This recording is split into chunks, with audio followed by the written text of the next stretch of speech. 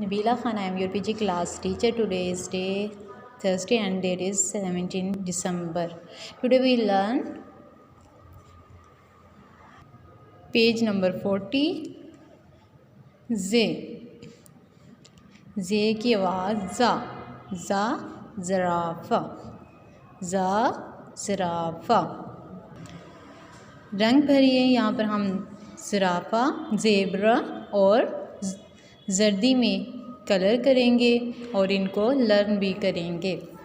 जे से ज़ेब्रा बनता है और जे से जर्दी बनती है। आपने ज़ेब्रे में भी कलर करना है। आप येलो करना चाहते हो तो येलो कर लो। अब इसमें जर्दी में येलो कलर होता है, इसमें थोड़ा थोड़ा लाइट सा येलो या ब्राउनिश कलर होता है। यहाँ पर आप इसको वाइट ही जर्दी होती है। फिर हमने पेंसिल फेरी का काम करना है। हमने जे को ट्रेस करना है। जे को आपने कैसे ट्रेस करना है, ये वाले डॉट से आपने इसको स्टार्ट करना है और यहाँ से सीधा लाना है। 2 लाइनों पे दरमियान वाली में ये हमारा ट्रेस होगा। फिर यहाँ तक इसको कंप्लीट करना है। फिर इसके ऊपर एक डॉट डाल देंगे। इस तरह हमारा आज का काम कंप्लीट हो जाएगा। थैंक यू, अल्लाह हाफिज़।